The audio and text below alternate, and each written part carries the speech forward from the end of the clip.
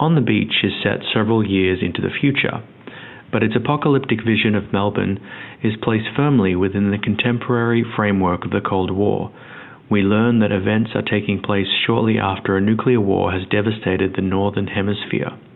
While Australia was untouched by the initial conflict, the radioactive fallout is steadily drifting southwards, meaning it is only a matter of months before the last remaining humans will be wiped out. Melbourne remains one of the few functioning cities left on Earth, and, because of its location at the very southern tip of mainland Australia, has become a destination for American refugees and naval personnel. Kramer opens the film with a visual nod to Melbourne's established significance as a military port, with an American naval officer contemplating the emerging cityscape from atop his vessel. Captain Dwight Towers smiles as the USS Swordfish pulls into harbor, emphasizing that this city is a welcome sight and a place of amity. During World War II, some 14 years prior to the release of On the Beach, Melbourne housed American soldiers and sailors on leave from the campaign in the Pacific. The city was also instrumental in the production and maintenance of warships. Shipbuilding began in the suburb of Williamstown in 1913, and its output saw action in both World Wars, while the dockyard itself dates back to 1858. It is thus an integral part of the city's architecture and history. Kramer's choice of imagery reaffirms Melbourne's status as a port city and connects its identity to the sea, as well as naval warfare. Later on, in one of the most iconic tracking shots, Ava Gardner strolls down the Williamstown Naval Dockyard, with the HMAS Melbourne looming behind her. By associating Gardner's glamorous beauty, highlighted by the American sailors' enamored expressions, with the visual grandeur of the submarine, Kramer might be criticized for fetishizing war. However, he gradually undermines this reading through the tragic and self-destructive reality of Gardner's character, named Moira, which reflects the mental disintegration of Dwight and his men. Despite references to the city's role in global history, the film also depicts Melbourne and its people as being disengaged from the affairs of the wider world and deludingly complacent in the perception of their own society. The characters in the film seem unable to come to terms with the grim reality of their situation.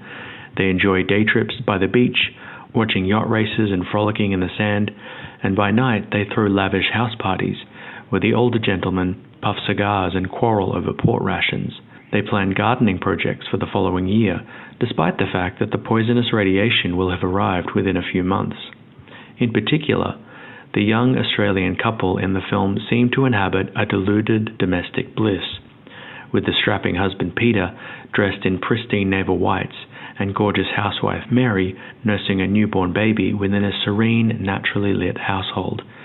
It is archetypal of the 1950s fantasy of, quote, idealized stability and eternal sameness, with any mention of war or impending nuclear fallout being briskly dismissed as morbid discussion.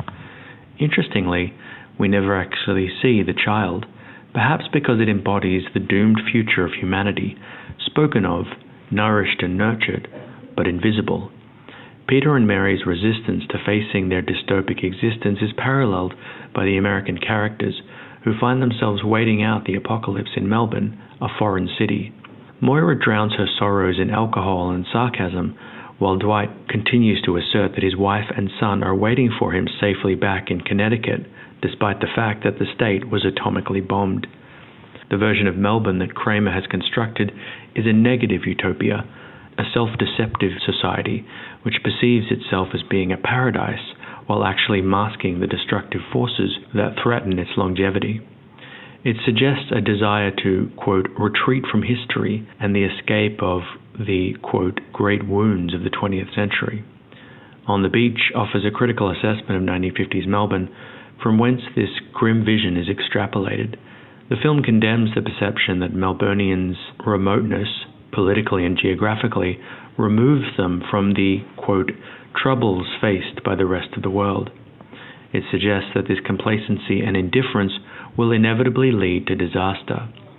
Melbourne is a part of the world, whether it likes it or not, and amidst the all-encompassing framework of the Cold War, nuclear proliferation, and an increasingly globalized society, it can no longer deny that its fate is fundamentally linked to the fates of all cities and all citizens.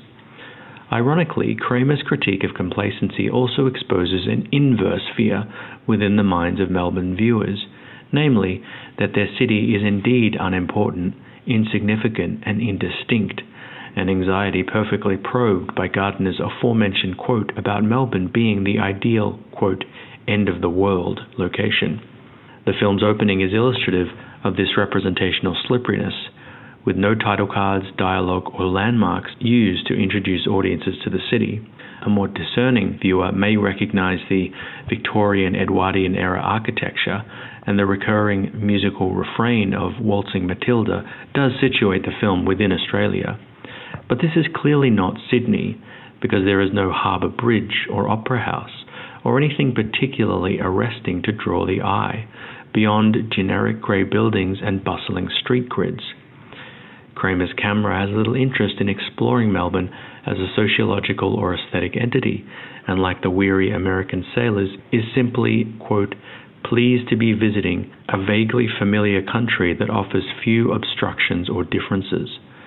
Its view of the city is uncomplicated, evoking neither the memory of its 19th century boom times nor the intricate social and racial shifts of the 1950s. The film depicts Melbourne as a lodging, not for everyone, but for, quote, the last flickerings of a kind of Anglo-American Australian culture, end quote, with the existence of Aboriginal, Italian, Greek, and Asian Melburnians flatly denied by the choice of cast and extras. Kramer depicts the city as lacking any specific visual or cultural character, valuing it purely for its remoteness, relative stability, and friendly relationship with America. It unearths a local fear that Melbourne is simply too young and too small to have formed an identity of its own. It began as part of a British colony and is now being absorbed by the growing dominion of the United States. The Melbourne Film Office has actually advocated the city's, quote, non-specificity and malleability, championing its, quote, chameleon-like capacities, easiness, and hospitality, and ability, quote, to transform itself into virtually any city in the world. On film, Melbourne has masqueraded as Hong Kong in the Home Song stories, Massachusetts in Darkness Falls and Knowing, and Mexico in Phar Lap, while Kramer uses it to evoke the, quote, architectural and municipal memory of an older Europe and America. While this ubiquitous quality might be beneficial to the city as a business model, culturally it suggests that Melbourne perceives itself as derivative and, quote, wishes to be somewhere other than it actually is, or rather it measures its success by being like somewhere else, whether it is Hong Kong, Paris, London, or Hollywood. No doubt the city also suffers from some degree of inferiority complex in relation to its older sibling, Sydney. Melbourne does not know what it is or what it wants to be, and so its early cinematic conception lacks a sense of definitive self or being. Kramer used it to stage the end of the world because it is, as one Sydney critic called it, a, quote, dead city, astutely cast and hardly requiring any performance at all, end quote. Its wide, grid-based streets and large Victorian edifices are seamlessly functional, but lack any aesthetic uniqueness, at least during the film's release. Compared with Sydney's striking landmarks and topographical grandeur, for example as captured 7 years later in Michael Powell's They're a Weird Mob, On the Beach establishes Melbourne as unenviably flat and empty.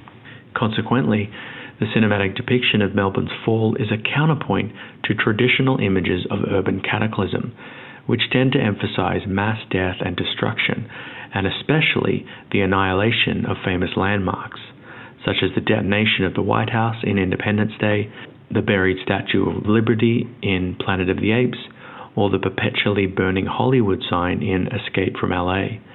Kramer's vision of apocalypse is much less spectacular, though in a sense more philosophical. Rather than showing the destruction of the physical city, he shows us the destruction of the city as an idea, as a conceptual framework. For example, one of the most striking images of the film is the presence of horse-drawn carriages on the streets of Melbourne in place of cars. We are informed that as petroleum supplies dwindled, people were forced to rely on simpler forms of transportation. It is a distinct regression away from the utopian vision promised by modern technological progress and a shift towards earlier models of pre-industrial, indeed rural, modes of commute. The elimination of cars also signifies an erasure of one of the city's chief characteristics.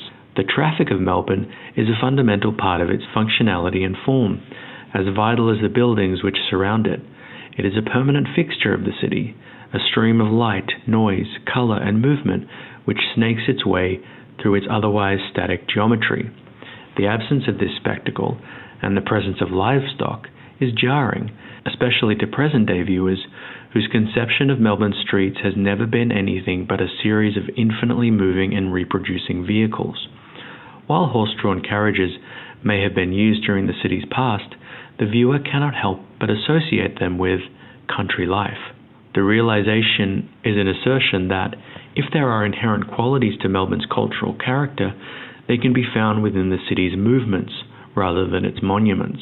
Unlike Sydney, or the instantly recognizable San Francisco, seen later in the film, with its colossal Golden Gate Bridge and picturesque skyline, Melbourne's presence exists less in its physical form than in the everyday motions of the street.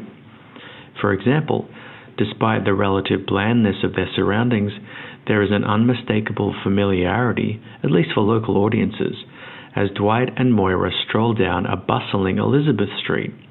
In the closing moments of the film, the camera lingers over these same streets, now completely still and empty, and as the last tram, perhaps the closest thing Melbourne has to a famous monument, grinds to a halt, we understand that the city has died with it. Thus, the destruction of Melbourne is not communicated to us through the wreckage of buildings, but through the removal of its people.